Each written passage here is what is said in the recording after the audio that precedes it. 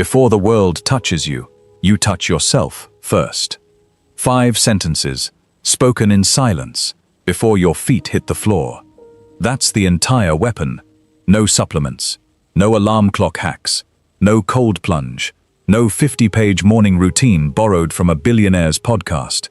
5 lines, repeated with intent, and a mind that enters the day already armed instead of already ambushed. In the year 168, Marcus Aurelius was not in a palace. He was in a military tent on the Danube frontier, plague tearing through his own legions, a war he didn't choose dragging into its 2nd decade, and somewhere behind him in Rome, men were already plotting how to use his absence against him. And in that tent, before the sun came up, he wrote to himself, not for an audience, not for history. He wrote because he understood something most men never learn.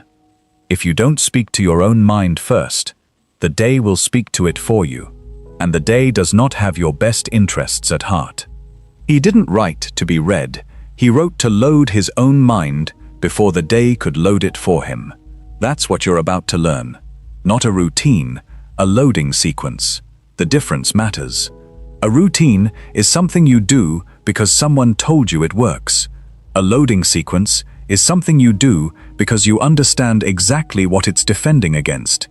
Most men wake up and let the day speak first. A notification lights up before their eyes are even open. A memory of yesterday's failure creeps in before they've taken a single breath as the man they're trying to become. By the time they sit up, someone else, an algorithm, a stranger's opinion, a half-remembered argument from last night, has already written the first paragraph of their day, and they spend the next 16 hours reacting to a script they didn't choose, defending decisions they didn't make, absorbing moods that were never theirs to carry. The Stoics understood this danger with total clarity, and they built a defense against it that required no equipment and no permission. Speak first.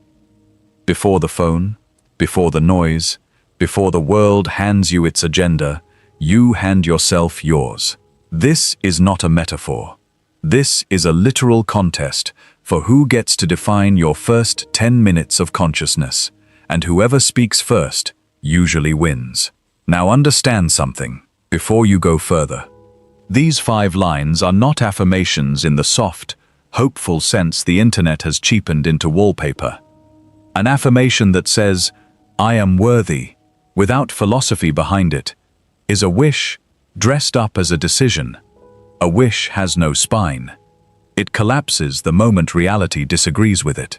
What you're about to learn are not wishes. They are commands rooted in actual Stoic doctrine, the same doctrine that held an emperor steady through plague and betrayal, that held a former slave steady through chains and a crippled leg, that held a statesman steady while an emperor's guard waited outside his door to end his life. If it held under those conditions, it will hold for you standing in your kitchen at 6 in the morning, dreading a meeting or a phone call or a bill. Say these 5 lines once, in order, every single day, and watch how much of your day stops happening to you and starts happening through you. Line number 1. Today, something will try to take my peace, and I already forgive it. This is premeditatio malorum, the premeditation of adversity, and it is one of the oldest disciplines in the entire Stoic tradition. Marcus Aurelius began nearly every entry in his private writings by rehearsing the worst the day might bring. Not to invite suffering, not to manifest disaster through negative thinking, the way modern self-help would frame it. He did it to disarm the element of shock before it could ever land a blow. He wrote, "When you wake up in the morning, tell yourself, the people I deal with today will be meddling, ungrateful, arrogant, dishonest, jealous, and surly." Read that again. He didn't write that to become bitter or cynical about humanity. He wrote it so that when those exact people showed up that exact day, his mind had already made room for them. Nothing about their behavior could ambush a man who had already rehearsed it in the dark, hours before sunrise. Here is why this matters more than people realize. Suffering has 2 components, and most men only think about one of them. There's the event itself, and then there's the shock of not expecting the event.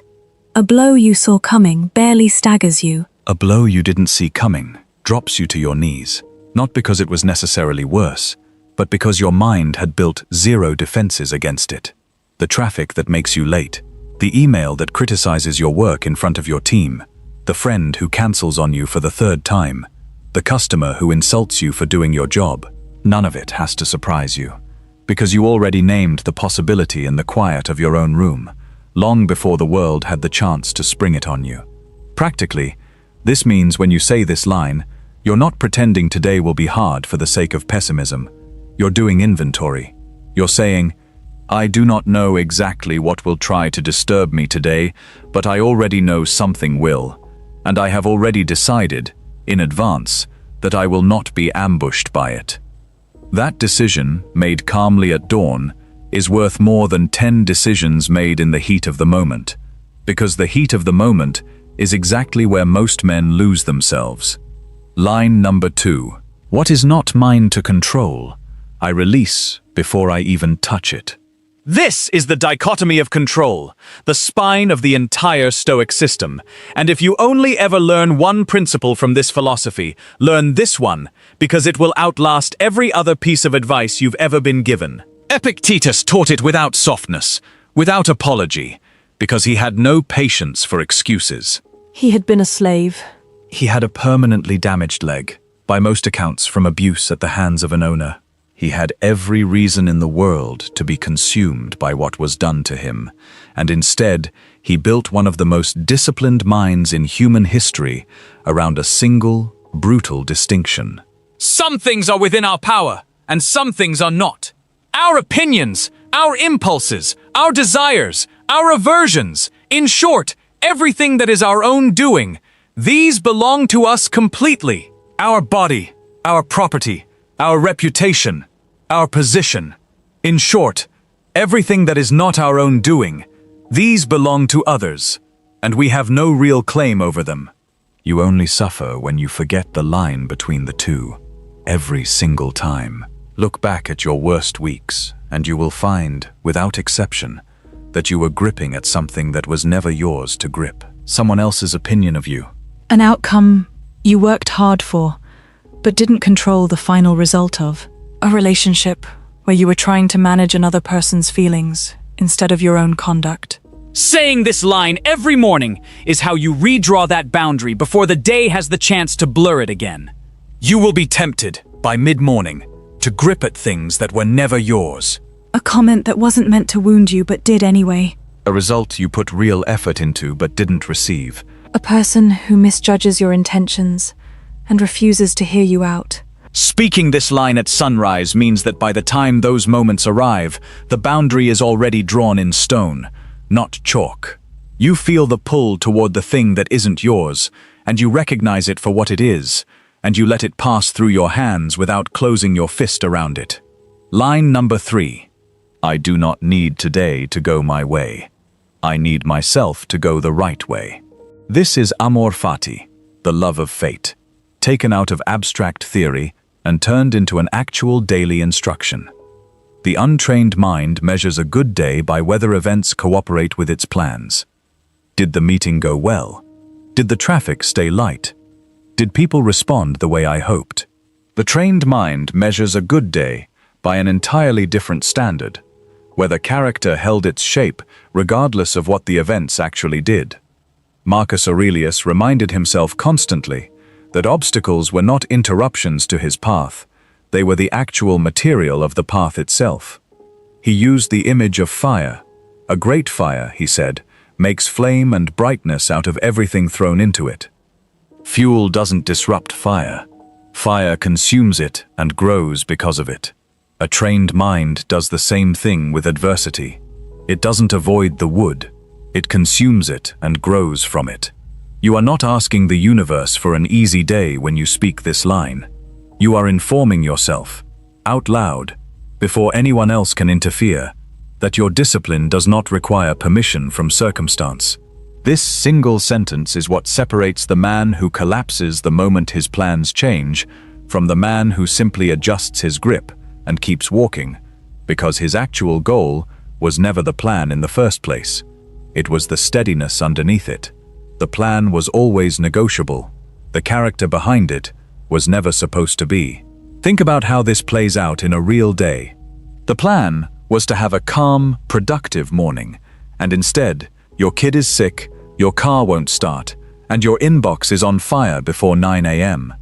The untrained version of you measures this as a failed day before it's even 9:15. The version of you who said this line at dawn measures the day differently. The plan changed. Fine. Did you remain someone you can respect through the change? That's the only scoreboard that was ever real. Line number 4. My mind is the only territory I rule completely, and I will defend it. This is the hegemonicon, the ruling faculty, the inner citadel, the Stoics treated as sacred, defended ground. Marcus Aurelius called it exactly that in his own writing. A fortress that no army, no insult, no misfortune could breach, unless he himself opened the gate from the inside. Read that part again, because it's the part people skip past. The gate can only be opened from the inside. Nobody storms the inner citadel. They are let in by you the moment you decide that their words or their actions get to dictate your internal state. Everything external can be taken from a man. His position, his health, his reputation, his freedom, even his life. History is full of examples of every one of those being stripped away from people who didn't deserve it. The one thing that cannot be taken, only surrendered, is the governing part of the mind. The part that decides what something means and how to respond to it. Nobody can force that gate open. They can only knock, loudly, persistently, provocatively, and wait to see if you'll open it yourself.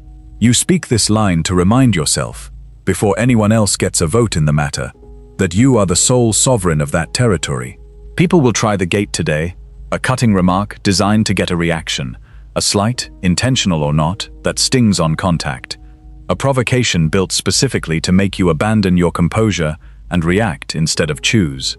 This line is your daily reinforcement of the wall, said before the first knock ever comes, so that when it does come, some part of you has already decided the gate stays shut unless you, and only you, decide otherwise. This is not the same as numbness, and it's not the same as pretending things don't affect you. You're not building a wall to avoid feeling. You're building a wall to avoid being ruled. There's a difference between a man who feels the insult and chooses his response, and a man who feels nothing at all. The first one is disciplined. The second one is just disconnected. You want to be the first one. Line number 5. By the end of today, I will have acted like the man I'm building, not the man I used to be. This is logos in its most practical, boots-on-the-ground form.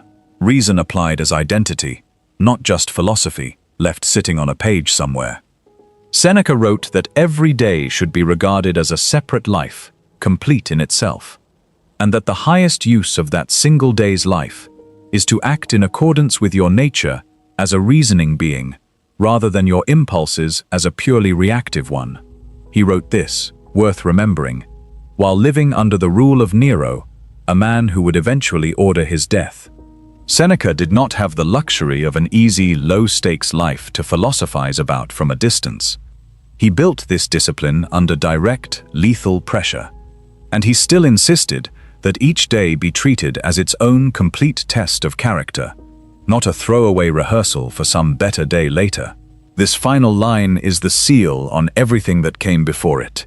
It takes the forgiveness of disruption from line 1, the release of what isn't yours from line 2, the indifference to outcome from line 3, the defense of your inner fortress from line 4, and it points all of it forward into actual, observable action. You're not just protecting your peace today for the sake of feeling calm. You're building a man, one 24-hour brick at a time, and that man, the version of you that exists 6 months from now, a year from now, is watching today's footage to see if you actually showed up, or if you just talked about showing up. Here's the part most men get wrong about this line. They treat the man they're building as some future, idealized version, disconnected from the present moment. That's backwards. The man you're building is constructed entirely out of today's choices. There is no other material. You don't get to build him out of tomorrow's intentions. You only ever get to build him out of what you actually do in the next 16 hours, starting right now, in this exact moment, before the day has had a chance to talk you out of it.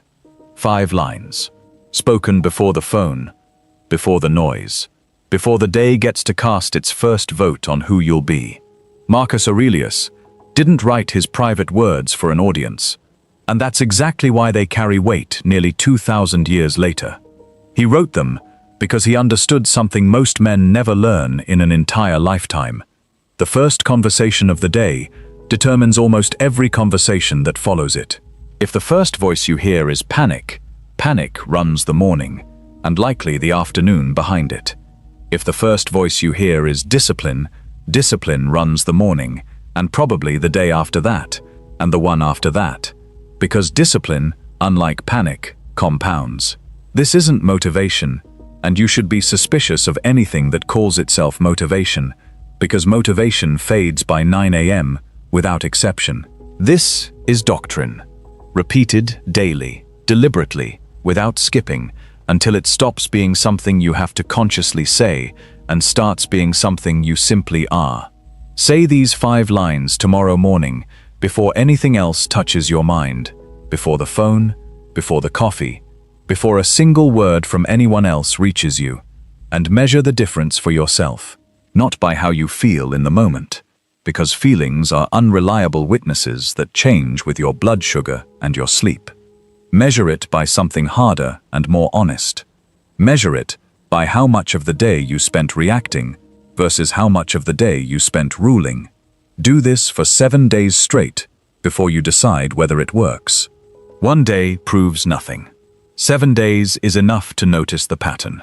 You will catch yourself, somewhere around the 3rd or 4th day, in a moment that used to wreck your morning, and you will feel something unfamiliar. Not happiness, necessarily. Something closer to authority. The recognition that you saw the disruption coming. You knew what was and wasn't yours to control. You didn't need the day to cooperate. You kept the gate shut, and you acted like the man you're building instead of the man you used to be. That recognition, repeated daily, is the entire architecture of a disciplined life. There is no shortcut past it, and no substitute for it. The Stoics built an empire of the mind that needed no permission from the outside world, no cooperation from circumstance, and no audience to validate it. Marcus Aurelius held that empire together in a war tent during a plague. Epictetus held it together with a crippled leg and a past as someone else's property. Seneca held it together with an executioner's order hanging over his future. You are not facing what they faced. You are facing a notification, a deadline, a difficult conversation, a Monday. If their 5 sentences could hold an empire steady, they can hold your morning steady. You inherit that same architecture the moment you choose to use it, and not 1 second before.